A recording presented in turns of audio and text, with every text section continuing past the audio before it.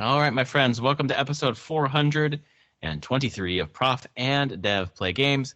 My name is Larry. I am a professor, and I play video games a little bit more now than I have been lately. It's kind of fun. And over there is Anthony the Dev. He makes video games, he plays video games too, and he watches someone unpack all of their video games that they picked up from SideQuest Expo. Yep. I don't know why I watch this, but like you said, you kind of live vicariously through this, and you're like, exactly. But sometimes it just sparks memories. Like, oh yeah, that game. I want that game. Yep. Okay, let's note this old DS game or 3DS game that I'm like, oh yeah, I never got that back in the day because I didn't have the money for it. But now I have the money for it. Let's see if I can find it. So it's pretty fun. But yeah, how are you? I am good. Things are good. I was going to the CONCACAF finals tonight in not downtown San Diego, near my house in San Diego, and traffic was such that we made it an hour and a half, basically less than a mile, and we decided to turn around, go home, and watch the fucking game on TV, and that was a pretty good choice. So we had a good time. But other than that, my life has been Final Fantasy VII Remake and Helldivers 2. All right, then. I have a quick trivia for you. Don't look at anything. Don't look this up. I won't. Okay, because I won't. You said CONCACAF. It's an acronym. My God, is that a huge acronym? What does it stand for? Go. Confederation of North, Central American, and Caribbean Athletic Federation? Close. Association Football. Oh, God damn it.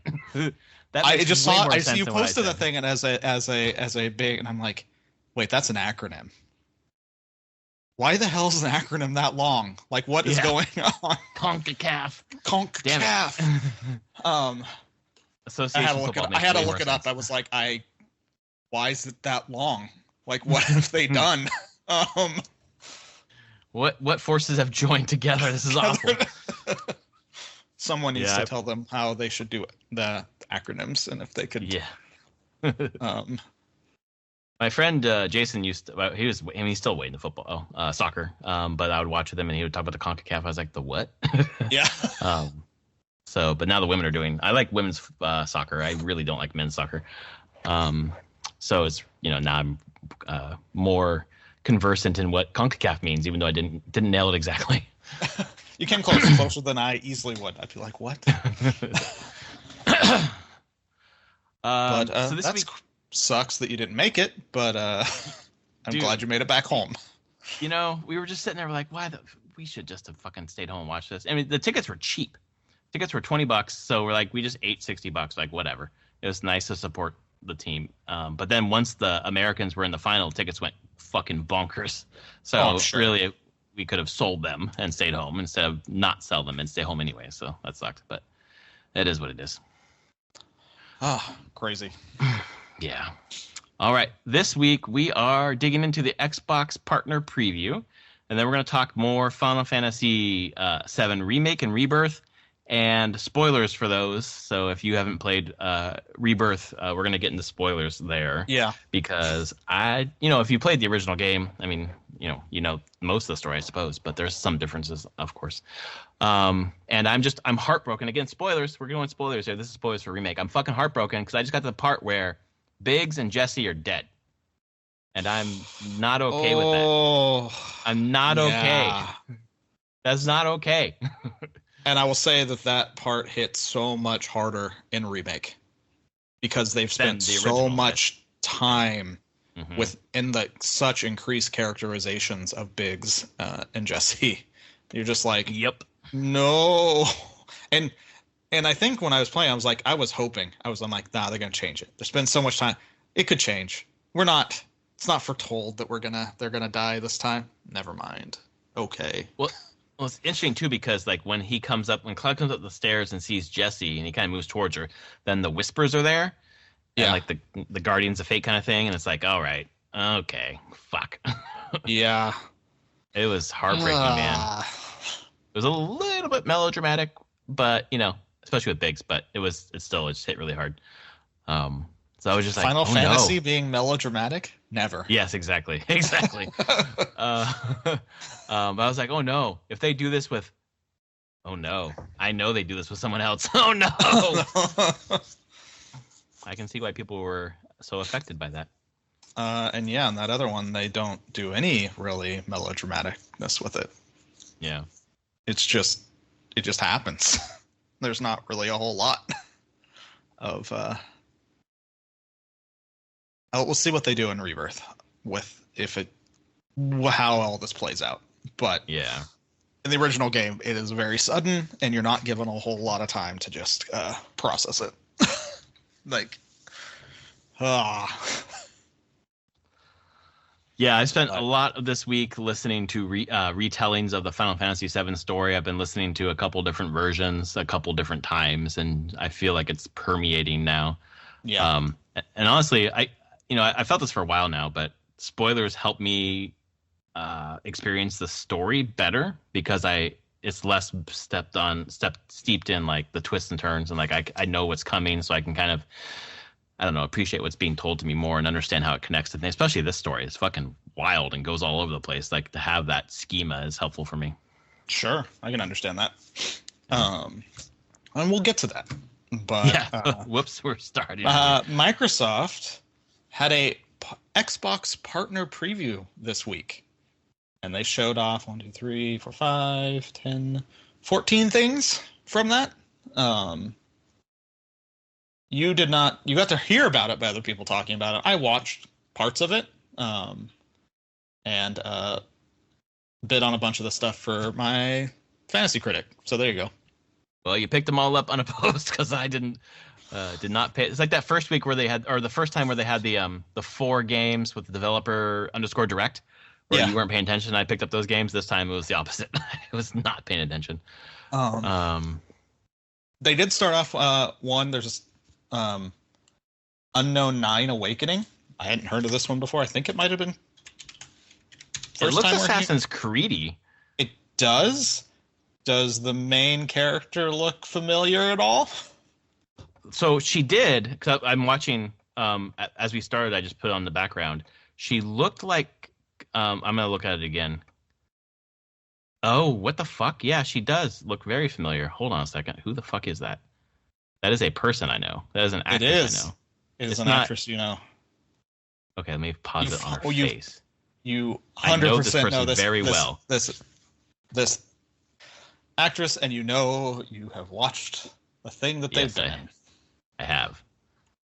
Okay, who the fuck are you? Ooh, boy, that's going to drive me nuts. And does make for good podcasting, so why don't you tell us? I will get there eventually, but I'd rather you tell me. Yennefer from the Witcher series. Oh my god, it is Yennefer. Holy shit. Oh my god, it's Yennefer from the Netflix series. Totally. Yep. Okay. Yeah, this kind of came out of nowhere. Oh, right. Okay. It's coming out this summer. Yeah, it's kind of Assassin's Creedy. It's done by Bandai Namco, I believe. Yeah, Reflector and Bandai Namco, yeah. Yeah.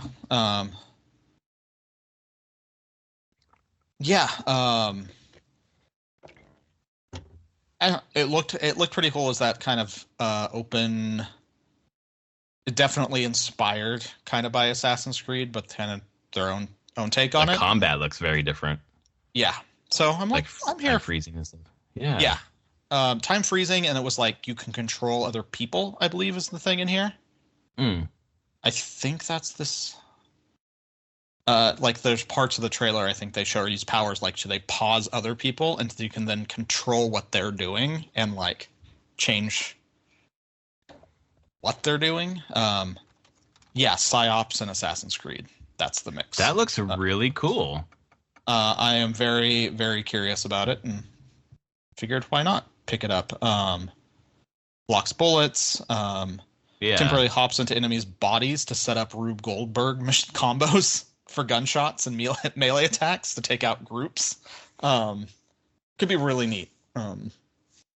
Yeah, I had... it was a cinematic trailer last time it was shown at Gamescom 2020. Okay, so we've seen that before. Okay. We've seen a cinematic on it, but Hmm. I haven't. I don't remember it really. I don't But remember that at all. Yeah. so God we've damn, man. gone 4 years, and now it's coming out this summer. Um, You picked so up they, five motherfucking games. I did. Okay. All right. What was sleight of hand? That was like a deck. It was only a CG thing. It was like a deck building kind of Oh, thing. right, because yeah, and that's like that was one. It was CG. It didn't. It was a more of an announcement. It's not coming anytime soon. I think next year, maybe. Um, Yeah. but I was like, fine, you've announced a game. But now I don't know much of anything else about it. It's noir. It's like, oh yeah, it was like noir. You're like fighting with the cards and Yeah. changing things. Framed? What game is Framed? I don't know Framed. Framed. Was that? It's an indie comic, Oh, noir yeah. comic kind of I've heard puzzly of that. game. So that's Yeah. this is the game from that creator. Got it. Okay. Yeah. I thought that concept was interesting. Yeah. Next was The Altars, which I did pick up on Fantasy Critic, and I've known about this one for a while. I just was unsure if I'd want to pick it up because I didn't know when it was coming out, but it's coming out this year. Yeah. Right. And it's like a mix of Fallout, the mobile Fallout kind of like vault planning thing. So you have a big rolling, I don't know, extraterrestrial vehicle, and you man it with clones of yourself, basically. And it like makes different choices over time. Yeah. That's kind of a cool idea. It's 11-bit who's doing this, who are also doing Frostpunk and Frostpunk 2. Yeah. So the Altars, they're launching 2 games this year. Launching Frostpunk 2 and this. It's crazy. And Frostpunk 2, that just got a release date. It's I think June or July. Yeah, that was you know when the end of this. Okay. Oh, chunk okay. of stuff. They showed a trailer for Frostpunk 2. Oh, okay. Because I saw that trailer outside of this, and I was like, "Oh, yes, the release date for the game that I picked up. Thank God." Yeah. Which I'm also excited to check out. It sounds really cool. But did the Altars wasn't it just 2024, or do they have an actual 2020 date? 2024. Yeah. Okay. You feel confident that's going to hit? I think so. Yeah. I mean, if it doesn't, you can drop it. Move on. Yeah. Yeah. But I think they seem confident enough, and this isn't the first time that they've shown it either. And this was showing a lot of gameplay because the first game trailer was end of last year, and it was just CG kind of showing it off. But this is actually getting into like, this is what you do in the game, and it's going to be ridiculous. If you like the whole clone kind of thing, I highly recommend checking out the movie Moon. Awesome movie. And this game seems to be inspired by parts of that movie. So interesting. Okay. I have not heard of that movie. Yeah, it's I actually got to see that movie premiere here at the Seattle International Film Festival a long time ago. It was done by Duncan Jones, who is David Bowie's son.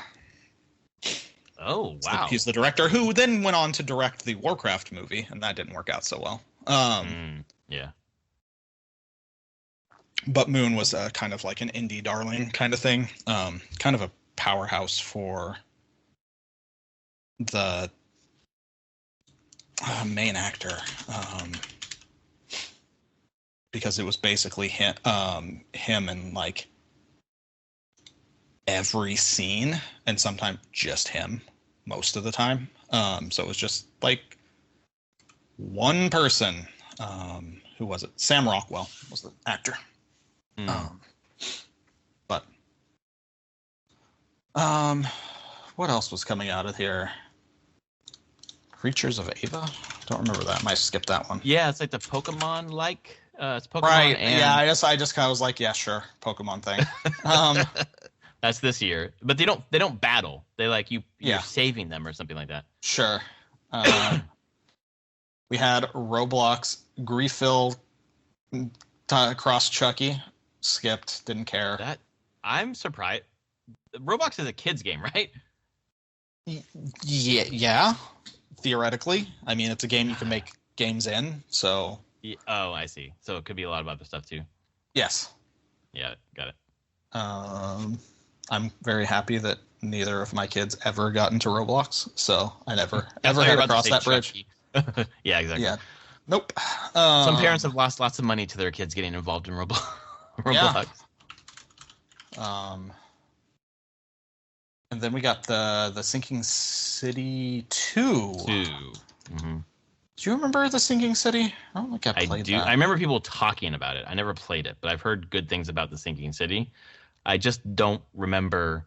It's not a walking simulator. There's a different one that has a similar name that's a walking simulator. This is. I thought this was more like a BioShock-esque. I'm talking out of my ass here, probably, but that's Sure. I mean, what's looking on at top of my head.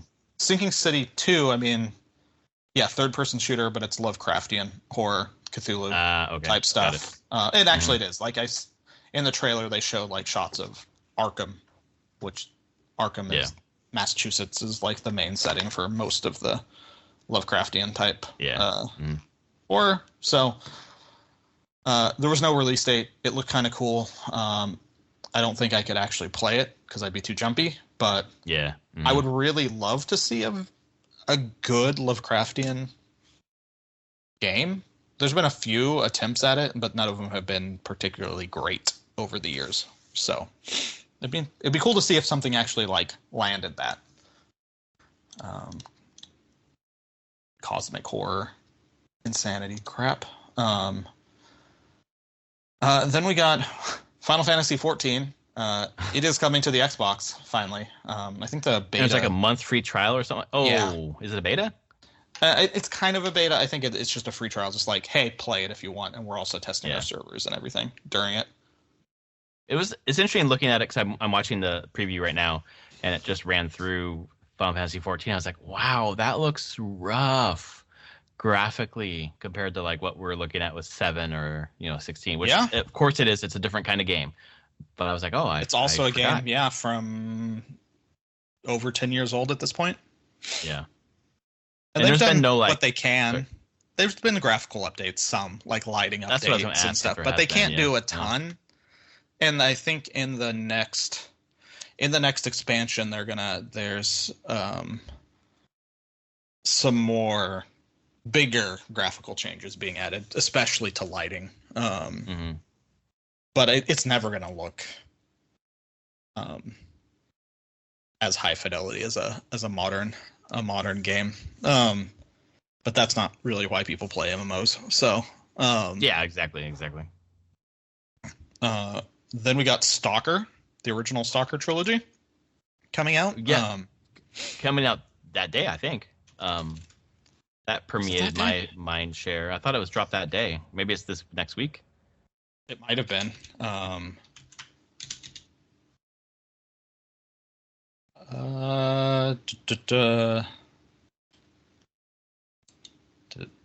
Yeah, it has the first 3. No, yeah, it's available on the Microsoft Store right now. $40 includes Shadow of Chernobyl, Clear Sky, and Call of Pripyat. I remember playing that when I came back from Ukraine because it was set in Ukraine. The first one, Shadow of Chernobyl, I believe. I believe that's when I played. But yeah, it's kind of cool. And I believe made by a Ukrainian developer. They are, yeah. That's why this one's been delayed. The latest one because they left. They had to get to a safe place. Yep. Yeah, Heart of Chernobyl is the one coming out sometime later this year, September. Yeah, there's been some positive buzz about that. People, I don't know if there's been a preview or. Yeah, I mean, there's been previews and stuff, and I will say that, especially the original Stalkers, they were janky to a point, but they got a lot of love. Like people I know that really got into it. Yeah. So it's cool to see them brought back in a modern form. Finally, it's been make it easy, at least easier to play the original games. No clue how they hold up. I know there's a bunch of mods, so maybe there's all sorts of fun ways you can take that. Yeah. They showed Monster Jam Showdown, I didn't watch that. I skipped that one. I don't That care looks about like Monster dumb fun. Truck. Yeah, I'm sure like it is dumb dumb fun. Yeah. Then they got to the thing that I was like, holy crap, you're announcing it now. Persona 3 Reload, they call it the expansion pass, but really in September we're getting the FES content for Persona 3 Reload. The answer, which is another like 3 months of game time, in game time. So that's with that concludes the main story of Persona 3. There will not be an update to do to add the female main protagonist that was in Persona 3 Portable. And speaking to that was like they just ran out of budget more than anything. Do you think that means that they won't do another game on that, or they just won't? Like they that's won't it. do They're it. not going to touch that's it. Interesting. Okay. And but there's been talking behind the scenes that's the reason why Persona 3 Portable has been put out on, like, you can get it on Switch right now. You can and going like, if you want to experience that, you can play Persona 3 Portable. I'm pretty sure that was in the trilogy that I picked up. It was 3, 4, and 5. No. Trilogy? That's not right. Duology. I picked up one. There's one that had 3 and 4 bundled together, and it's Persona 3 Portable and Persona 4 Golden. Right. So yeah, it just sounded like that it came down to like trying to determine like scope and budget on what they could do, while also the producer or one of the heads of the Persona studio being like, we also have to be working on the next game. Like, yeah, exactly. Also, we're putting out, I guess a different studio, but they're putting out Metaphor ReFantasio. That is a different studio. Yeah, because the main people from Persona didn't leave, but they formed a new sub studio underneath Atlas to do that. But yeah, I think it's a balancing thing, which is unfortunate. But of course, there's internet backlash of how can they do this? How can they not do it all? And I'm like, it's expensive. That's all. It's time and money, and they scope to what the actual budget of the game was, and they could get out. It's funny talking about budgets this week, thinking about that, but also thinking about Unicorn Overlord and what happened there, where the CEO's just like, ran out of money. I started paying it out of my own pocket so we can finish this fucking thing. Oh my god! Crazy. That is insane. I have no clue how they managed that. The collector's edition looks to be sold out on Amazon. I looked earlier today. Oh yeah. Yeah. Maybe it's going to be restocked or whatever, but I don't know. I'm feeling happy because it has that card game in it. I think making more of that card game actually might be a pain in the butt. So they might not do it. It looked like one of those ones that I was going to be pissed if I didn't pick up the collector's edition. Then we got this next one, which is a Souls-like, the first Berserker Kazan. Yeah, that looked interesting. Really cool art style. It looked really good. Yeah. Again, there's not a lot of info other than this trailer. I'm like, it's a Souls-like, okay, or at least a Souls-like combat. I don't know if it follows the other Souls tropes at this point, like bonfires and things like that. But cool art style. Who was doing that? What was this? Oh, it's already up for Steam for wishlist. It's Nexon as the publisher, and then Neeple? I have no clue. So yeah, new dev. No clue. But it's neat to see something new like this released. Oh, they had a first focus group test results post on Steam. They held a focus test group. They actually posted. Did a focus group test for the game in early February, and it was incredibly successful. They said they got a bunch of great feedback, and then working to incorporate it. Okay. Well, at least they're actually like testing it, and people got three. Oh, there's a whole like infograph on everything. That's cool. That's neat that they're putting out this kind of stuff. The only part that that was lower rated for them was UI UX was under a 4 out of 5, was a 3.88 from their testers. So I mean, that's actually just cool to see the dev putting out like, hey, we're doing focus group testing. Here's the data. The results. You don't usually see the data, do you? They do see the internal. Yeah. No, they're putting it out there so people can see where positive feedback has been, and generally I think they're also showing that like, yeah, most people is overwhelmingly positive. Like people aren't like horrendously digging this game for anything specifically, but shows there's room for improvement and what they're working on. That's cool. That is actually really cool. But that hadn't seen that before. That was cool.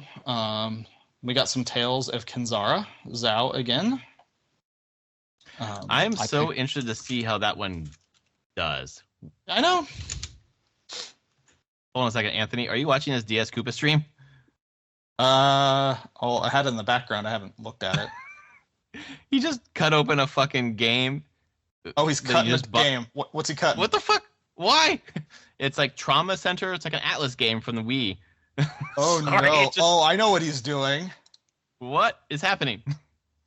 It's kind of an in-joke. He bought this for someone in the community. Oh, okay. Got it. It's Trauma Center for the Wii. I think it's the second one. Exactly. And he's been all night being like, he even tagged them in the Discord server being like, hey, come to the stream.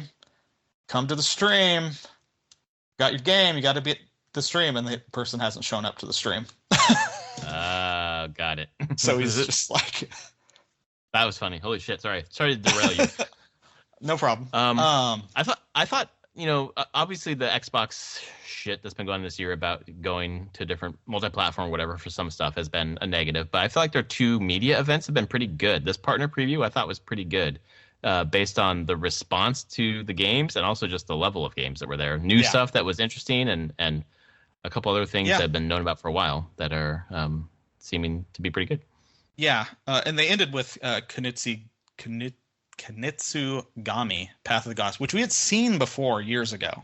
We did, yeah. Oh, and it's so E3, weird looking. I'm like, all right, I'm gonna get this. Why not?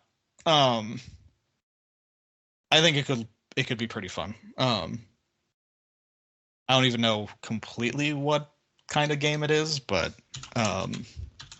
action. But it's Capcom, right? Yeah, it's Capcom. It's Capcom. It's using the RE engine. Yep. It's coming to Game Pass. It's a strategy action tower defense kind of thing. With steeped in like Japanese mythology. I'm like, okay, let's go for it. It says this year. Can theoretically be delayed, but why not? But yeah, it was an okay event. I mean, I think this is Microsoft just trying to stay in people's minds a little bit and going like, hey, these games are coming in. I think all of them are coming to other platforms, or mostly. The Stalker one, mostly they are. Yeah, trilogy, I think, is just Xbox and PC at the moment. I don't know if it's actually on PlayStation. But I know Tales is coming to PC. Tales of Kenzara, I mean. Yeah. Frostpunk 2 obviously is as well. I think most of them are coming to all different types of platforms. Yeah. So it was nice. It was just like, there's a bunch of games that are coming. I know that other, I don't know. The story about Sony having no games. So here's some games. I don't know. My one thing that bugged me through the whole thing, I hated the narrator. Oh, I haven't heard the voice because I had it on mute. I hate the voice of the narrator. Hate it. Okay. All right, I'll have to go back and listen. Yeah, I was just like, oh. Yeah, you what the hell? You picked up a game that I've been just vacillating on. I played the demo and I liked it, but the performance issues were rough, and Some other things were like good, and some things were like, I don't know. This could be really good or very mid, and I just don't know. Tales of Kanzera Zhao. Yep. God, I just don't know. My thought is it's not going to be less than 70. Is my thought. Oh, I think you're probably right on that. I was just like, it's going to be some points, and why not? Is it going to be an amazing points? But it could surprise me, as that's the way with it. But I feel like so far, both of our lists on Fantasy Critic, and I'll read through them again for the audience real quick, but I don't feel like we have anything that's going to be less than 70, so it's really interesting. Just really quickly for Anthony, he's got Final Fantasy VII Rebirth, Persona 3 Reload, Dragon's Dogma 2, Paper Mario Thousand Year Door, which is dated now for May. Nice. Yep. Princess Peach Showtime, Final Fantasy XIV Dawn Trail, Tekken 8, Star Wars Outlaws, Rise of the Ronin, Hades 2, Black Myth Wukong, Ayuden Chronicle 100 Heroes, which I think will get a point boost due to the recent news. Visions of Mana, Pacific Drive, Senua's Saga Hellblade 2, Grand Blue Fantasy Relink, Stalker 2, Helldivers 2, Splatoon 3 Side Order, No Rest for the Wicked, The Altars, Unknown 9 Awakening, Kinitsugami Path of the Goddess, Ender Magnolia Bloom in the Mist, which I hope does really well. It looks good. And then Tales of Kanzera Zhao. Do you have the Fantasy Critic up? Yeah. By chance? Okay, you want to read through mine? Yeah. So we get a different voice. And Larry has Hollow Knight Silk Song. Still hoping that comes out this year. Clown makeup for me. Like a Dragon, Infinite Wealth. Prince of Persia, The Lost Crown. Metaphor Refantasio. Unicorn Overlord. Good pickup. I would have picked that one up myself if you hadn't grabbed it when you did. Elden Ring, Shadow of the Erd Tree, The Plucky Squire, Alan Wake 2, Night Springs, Diablo 4, Vessel of Hatred, Penny's Big Breakaway, Warhammer 40k, Space Marine 2, Metal Gear Solid Theta, Snake Eater? Delta, not Theta. Baby Steps, The Rise of the Golden Idol, Metroid Prime 4, another one that's... and then unannounced mainline 3D Mario platformer, also kind of... That one's so not coming out. I'm going to drop that, but I'm waiting. Frostpunk 2, Avowed, Indiana Jones and the Great Circle, Mario vs. Donkey Kong Remake, Stellar Blade, which had like a weird demo pop up and then go away. Stellar Blade did? Yeah, it was they got a demo released by accident for about an hour, and people were able to download it and disconnect from the internet and play it. Did you hear any buzz? What were people like thinking about it? Decent. I only saw a few forum posts on Reset Era. I didn't dig in too much after that. People were more excited they could just play it without. Yeah, sure. Because Sony has blocked it completely now. Like, if you connect to the internet, you can't play the demo anymore. Like, it's gone. Banisher's New Eden, Pepper Grinder, World of Goo 2, and Another Crab's Treasure. All right. I think we both have like 11 slots left, I think I counted. We have the exact same amount, exactly right. Yep, with your 5, pick up a 5. So, yes, it's part of the reason why I didn't pick anything up from this, even though I heard a few things, is that I feel like I've picked up a lot lately, and it's only March, so I want to see what's coming up the rest of the year. Yeah, makes sense. But, yeah, be a good battle. Want to move into Final Fantasy talk? Yeah, go. Let's do it. I'm at the Reno and Rude fight. At the top of the... Yeah, top of the tower. Top of the pillar. The pillar, yeah. So I attempted it once and didn't... I got probably halfway through the fight and died because I spent fucking however many of Aerith's turns fucking trying to steal because the guide that I'm looking at says, this is a chance to steal this and that. I'm like, maybe those things are good, but maybe they're not. I don't know if it's worth it to spend my time stealing. It took like 6 tries to steal it. I definitely didn't really mess with steal when I played through it the first time. Yeah, so maybe I'll just let it go.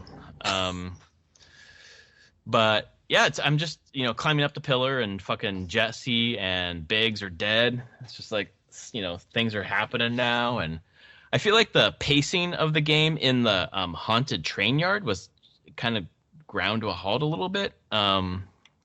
And I don't know how that was in the main game, where it was just like a maze puzzle trying to get through the different trains. Yes. components. Yeah. Okay. Yes. So that's they portrayed that very well then. But I was like, okay, I get it. Can we just get the end of this? I wish there were a little bit more character moments between Aerith and Tifa, not Tika, Tifa and Cloud. There are some, and it's good, but I wish there were more for how long that section was. Yeah. I love it when they make fun of Cloud. Oh man, it's great. It's really good. I've saved so many like 15 or 20 second clips of just like witty banter that's just like really good, and I want to remember. I'm so into it. So that's where I'm at. It's chapter 12. After our podcast tonight, I'll probably go and beat that fight. And move on to the next chapter. There are 18, I think. So I'm moving towards end game, but I'm headed to New York. I won't finish before then. I'll be gone for a week, so I won't be able to finish till the end of the month, I think. Which is a bummer, because then I want to move on to the next part of the whole compilation. So I've been, like I said, watching the lore videos and shit. I'm just like so deep into this fucking game that came out in 1997. Yeah. As we talked about, like it's complex. It's really, really, really a complex kind of story, especially for that time when it was being told. Yeah. It feels, I've played probably 10, 12 hours of Final Fantasy VI. And I think the story is interesting, but it's not complex like this is complex. Yeah, and I mean, that's kind of the thing. I think 6 has one twist that is like really, really well known and kind of showed like, oh, you can do something like this. You got to that point, like where Kefka wins. Like I think you don't stop him. Like halfway through he wins. I'm wondering if I've done that part yet, because I know about that. I'm like, do I know about that because I did it, or am I still just past the opera? I can't remember, but I do know about that. Like that's the thing, and I think that was kind of at that point was a pretty like, holy crap, they did that. Yeah. And I think this 7 just builds even more on the fact of them really Square and that development team being like, oh, we can tell complex stories in this medium. And they really, really go for it in 7. Do you know if the team that worked on 6 and 7 were the same team? A lot of the same people. Okay. Like Final Fantasies like 1 through 9 had a lot of the same people on them. Not constant. Some people moving in and out, but a lot of the same team. So yeah, I think there was a lot of people stuck from 6 to 7. And I know a lot of 7 and 8. Probably different. I think they're different directors though on the different games, so they all have slightly different feel because, of course, different director. But similar what they're going for. Trying to think on 7. Like you've now listened to the whole thing. We've talked about like Cloud's an unreliable narrator. Yep. That was a big old twist in that, because it was a game full of twists, and then you got to that twist of being like, oh, okay.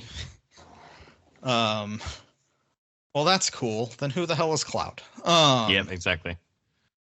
I've been following this guy for most of the game, most of the game, and now I'm like, oh, who is this guy? Yeah. So that was a fun thing there. There was some like, because of Rebirth coming out, and in Rebirth they really start playing that up. If you know it, you can start seeing how they're like messing with it, like Tifa making comments and being like, I think there's a scene where after the Nibelheim stuff in Rebirth, you do the flashback. Tifa's talking to Aerith alone in a hotel room. She's like, I mean, that's fine. Cloud basically said a lot of the stuff that happened, but I don't remember him being there. Oh, that's interesting. She's like, I don't know. Why does he say all this? He wasn't there.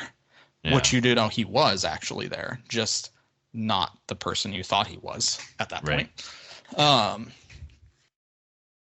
But I mean, they play with that a lot, but they're playing that up quite a bit. And then Cloud, a bit more of Cloud's paranoia towards like Tifa and other people, like, like, how can you be alive? I saw you die. Um, because the last thing he knows is with what Cloud's memory he does have, he doesn't know how Tifa is still alive. Yeah. Last She thing he was thought was stabbed or Sephiroth. slashed or something Slashed by by Sephiroth, Sephiroth. right? She's like, Yeah. you were bleeding out. How could you be alive right now? Yeah. So that was cool. But the thing is that's funny about that story beat, during the interviews for Rebirth, Nomura, one of the writers, said the main director on the project, was it Nomura or I can't remember if I'm getting it right. The writer didn't tell the director that this twist was going to happen. Oh, interesting. The director found out as he played through a test build. Wow. And was completely dumbstruck by it happening and was like, that's amazing. Because the writer was like, I need some way to put this all together. There was something about like solving the problem of like Cloud's memory, and he's like, let's do this whole thing. And stuck it in without really telling, like I said, a bunch of the directors and everything that it was going to happen this way. So that was a fun story. During all this Rebirth interviews, but it's cool that you're now caught up. Yeah, I feel caught up. I feel like it's helped me enjoy Remake even more because I know where the story's going, and then I know. Let me say it again. I know what the Final Fantasy VII original story was. There you go, and where it's deviating from that. Exactly. And I don't know like all the details, obviously. I just know the broad strokes, and I've gone through and watched a playthrough of the OG at like key moments. Yeah. That's just made me fall in love with Tifa even more. So that's not helped me at all. It's just like I'm like a child. Like everyone experienced this when they were teens, and now I'm like, in my 40s. I'm like this character is amazing. I like hovered over. I bought Cloud and Sephiroth. I'm like, do I buy a Tifa doll? Do I buy a Tifa figure? Which one do I buy? Do I buy one? Ooh. Some of these are not ones I should buy. I mean, I think there's some good ones just straight. There's some really Square good ones. Enix. There's one with her with the Buster Sword, which is really cool. But there's some wild shit out there. People have been Tifaing for a while. So yeah, that's not shocking. Yeah, I'm just like, there has to be some good statue merch directly from Square. Like, yeah, they did. Oh yeah, never mind. They did like statues for all her different clothing options for Chapter 9. Was that Chapter 9? Don Corneo area. it was Chapter 9. Yeah. Yeah, so they made a statue The city that never for sleeps. each one of her possible yeah clothing options. See, and I don't want one of those because I want what she's wearing during most of the game, not that one chapter. Yeah, they have those. There's one up for pre-order right now. It's only $155. Link me. I mean, it's the Feed me. It's actually a remake. It's pre-order now. I mean, it's just I believe, yeah, it's articulated. Oh yeah, I've seen that one. Yeah, that's right. That's the new one coming out. Yeah, that's cool. Oh, it's the play arts. Yeah, I have the Final Fantasy Tactics main characters. I have the play arts figures of those. Yeah, they're play arts. Yeah, they're decent statues. Are they articulating? Yeah. Okay, interesting. Yeah, you can pose them. They have like a little stand that helps them stay upright if you're trying to like pose them in different ways. I see. Yeah. But I'm sure there are other statues as well. Throughout. Oh, there are. The history of this game. Yeah, exactly. I for some reason I'm taking it with her with the Buster Sword, but I don't know if that's like canonical. Does she ever like use the Buster Sword? I don't remember that happening. I'm thinking like Captain America pulling Mjolnir and how awesome that was. Like it'd be so cool for her to have the Buster Sword. Which is, let's see. Does she get a Buster? She might. I don't know if it's canonical.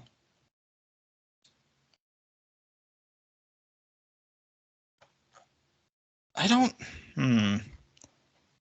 I assume the Buster Sword one you're talking about is her not bent over. Definitely not. Oh my god, I have to show you this one because this is. I'm like, is this real? Is this real? It's on That, PC Gamer. that is one that I saw, and I was like, nope, that's not one. Yeah, exactly. That's not the one, man. Oh boy, That's definitely not the one. But I saw that one. That's for the Italian Senate. That's what that one's for. God. Yeah. No, not that one. There's one where she's standing and holding it behind her back. It just looks badass. That's cool. Yeah. But anyway, yeah. She gets it somewhere. Let me see here if I can find it and send you.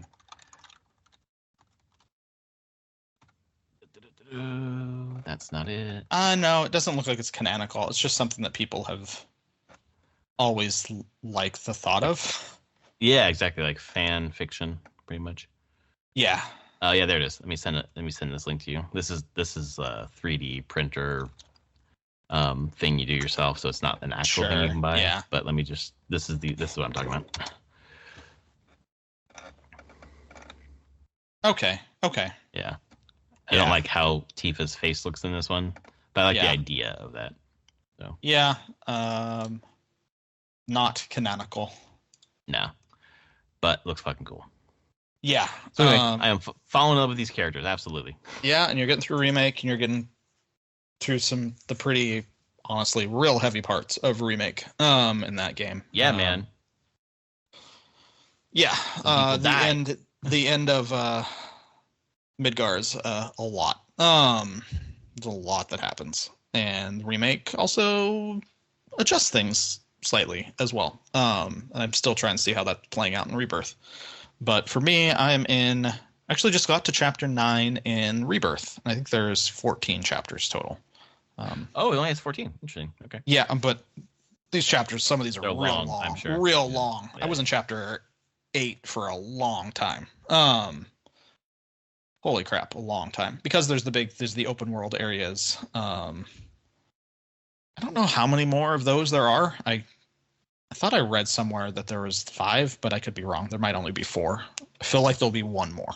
But holy crap, I did the gold saucer, and it's everything that I imagined the gold saucer to be when I was playing this as a teenager. Oh, that's very cool. It's just so neat to just actually be in it and just have it so glitz and glamour and over the top, like so over the top. Yeah, that's been a lot of fun. The mini games are infuriating, as was in the past too. Well done, Square, for continuing my hatred of these mini games. Other people find them very fun. I'm just like, don't want to deal with this. But you get your chocobo racing, you get your motorcycle racing, you get your little like punch out boxing mini game. You get your Star Fox-ish type mini game. What else do we got in there? Is that it? That's the ones. Queen's Blood. There's some Queen's Blood mini game stuff there. I think that's the main mini games that you do. Are there any that you like, or that you're not really liking any of them? The Chocobo Racing's fun. I did some of those. The Star Fox one I did a couple times. That one was fine. Not a huge fan of the motorcycle game. It's the same as the motorcycle stuff in Remake. Yeah. Just as a mini game. They did not do the snowboarding mini game that was originally in the original Final Fantasy, although there's a big poster for snowboarding in the Gold Saucer. It's just like not open right now. So, but yeah, that was fun. That was kind of a highlight of the game for me, was getting to the Gold Saucer. And just getting to run around, just some silly character moments and fun little beats here and there.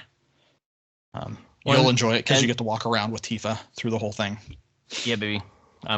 That's worth the price of admission there. I heard that the whole party comes around with you, and you have your 3, but then everyone else is there too, and there's banter going on between the rest of them as well. Is that right? When you're in the open world, yes. When like the Gold Saucer, it was split very clear. Like they're all just around the Gold Saucer. Tifa and you are just together wandering around. There's not combat in there or anything. It's got it. you wander around. You can chat with the other ones, other characters as you're walking around. But that was a lot of fun. I got a lot of Barrett backstory right after that, which is really cool. They did that really well. A bunch more Turk stuff because always the Turks. Yep, they seem to be everywhere. Beat the crap out of them always. But yeah, generally enjoyable. Like I said, they're playing up some of the story beats. There's definitely something going on with Aerith. I've gotten more flashbacks, flash sideways to Zack in an alternate reality. Because there's a different Aerith and a different Cloud in that reality. Right. Yeah.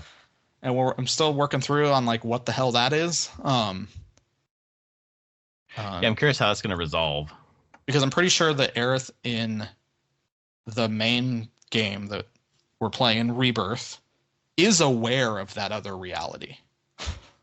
Like, she's made comments that makes sense that she is very much aware of that existing. And I'm just like, what is this going to go towards? Like, yeah, it would make a lot of sense that she knew that it existed. Yeah. And Aerith is not dead in that other reality. She's just in a coma. So it was a fake out. But still seeing where that's going to go. Yeah, I'm still enjoying it quite a bit. I played it most through like last night, finishing up the last of that chapter and doing some open world stuff, and I'm like ready to go into the next area, Gongaga, which is actually it's like where Zack's from, actually. Like, right. So I feel like we're going to hear a lot about Zack in there, and I'm going to see how this is all somewhat tied together a bit more. So if they're going to change anything, it's going to happen there. And this is probably going to pull in a bunch of Crisis Core backstory stuff. Right. So we'll see what happens. But I kind of stopped right there. And today I was like, nah, I'm not going to play it. I played Unicorn Overlord. Really? I thought you were most of the day. Wow, that's surprising. I thought you were going to finish Rebirth. I think I still have another 40 hours of Rebirth. I'm like 40 hours in. I'm pretty sure I still have another 40 hours. Like, I'm not finishing Rebirth anytime soon. Got it. Take a little break. Yeah. And I just dove into Unicorn Overlord, getting that collector's edition. Came in on Saturday. Yeah. It's really cool looking. Have that up on my shelves now. But yeah, just loaded my demo save right in, and I just kept on going. I immediately was like right where I was, just ran over, recruited my angel character. My Feather Sword is the class that they are. Oh, that's cool. And then just started going, just doing battles, expanding, finding things. Rescued Scarlet, so I got her back in my party. Expanded my formations, so all of them can have up to 4 characters in there now. So I don't know. The game is just great. There's so much depth to this game, and in the perfect bite-size element of battles, I will say. They tend not to overstay their welcome at all. Because you want to get the time limit means you're moving through them pretty quickly, and like, I can do a battle in like 10 to 15 minutes. There was like, I wouldn't say it's like the capstone for the area where getting Scarlet back. That took me about 40 minutes almost. It was a big battle. Switch handled it completely fine though, which was great. No performance issues. Yeah, I didn't notice anything in the demo, but I was wondering how that would be overall, because it's also on PS5 or whatever else. But it's all good. Absolutely no issues. None Excellent, at all. Great. And this is a game I would totally want portable. So. Oh yeah, Switch is the way to go for portable. Yeah, absolutely. Can't play it on Steam Deck because they don't put their stuff on PC. So they do not. Vanillaware's like, no, we're not doing PC. I'm interested in the idea that they can't afford it. Like, is it really like that much? It's probably a lot to port it, but like, I don't know. Why isn't that one of the main platforms as opposed to like Xbox or something like that? You know? I don't know. I thought I saw a quote. Atlas explains why Unicorn Overlord isn't available on PC. Apparently, Vanillaware isn't a fan of PC gaming. They just don't want to do it. They just don't care. They're just like, no. We like playing on consoles. Fuck y'all. As a studio, it was just like, no, we're not going to do it. Okay. That's surprising. It's fine. Like, um, yeah, Atlas as a publisher would like to deliver the game to PC users. The agreement between Atlas and Vanillaware forbids it, though. That's the piece that is interesting to me, because I heard that too. Like, why would it be forbidden? Because it's probably just the deal that they made with Atlas and the publishing. And I bet the thing is Vanillaware gets final say on what platforms it goes to. Mm-hmm. Like, Atlas doesn't get to make the choice on where it gets ported to, so they probably can't even have a third party port it to PC. Yeah, I think Vanillaware is just like, no, we control our properties. Thank you. And we hate PC. No, thank you. And we hate PC, and we're not doing it. That's so interesting. It is strange from a developer at this point, but I'm like, okay. Yeah, this article, I just don't care. There's like speculation. I'm like, well, why wouldn't Vanillaware want to? And I'm like, I mean, they may just not want to deal with it. They don't want to make a different control scheme. Yeah, that's a good point. Although I feel like they could. They could, but maybe they just don't want to deal with it. And they're like, nope. They're like, we don't. You can play it on PC, but only with a gamepad. Yeah. There's some games on Steam that do that. It's frowned upon, but yeah, I would assume so. Yeah. But still, yeah, that's the only reason it's not on PC, because they don't want it to be on PC. Yeah. And I guess they're right. None of their games have ever been on PC. That's crazy. So I feel like there's a lot of money left on the table, but whatever. It's not me. Well, I mean, it might be. Who knows? They're funding it out of their own pocket. Exactly. Maybe money is not the most important thing for them. I don't play on PC. I do not care. Yeah. But yeah, I am really enjoying that game quite a bit. I will probably play a little bit more of it tonight. There's a couple more battles I want to do, and it feels like I can just turn around a corner every half an hour and I find a new character, a new class. There's so many. Wow. Very cool. I think they said there's like 64 characters or something in the game. Yeah, ton of fun. Highly recommend it. It's gorgeous. Great strategic depth if you want to dig in to it.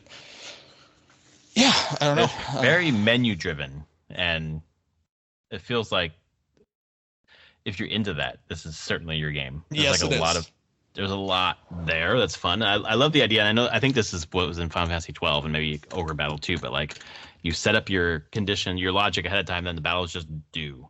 They just go. Yeah. And I will say that they cool. default to most of that pretty well.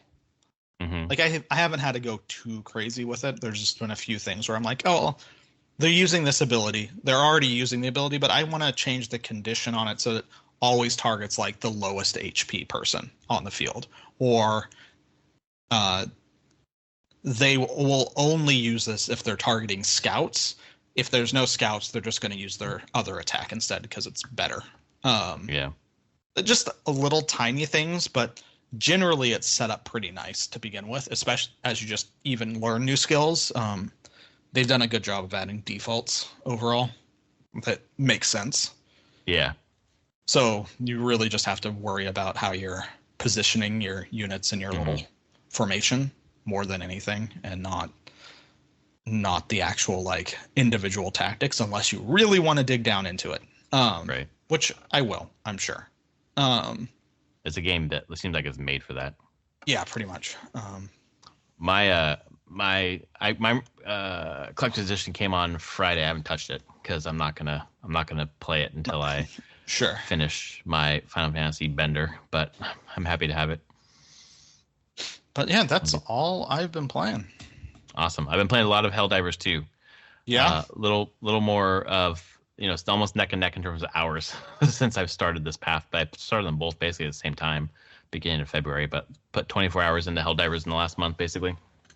With Travis and Kartik and Chris, and play with you a little bit, and mainly that's it. And it's just been fucking awesome. Just the stories, the mayhem, when they just buffed the flamethrower, so I'm like, oh, I'll check it out. And I was like, okay, this is why rebalancing happens, because now I'm trying different weapons and I'm really enjoying the flamethrower.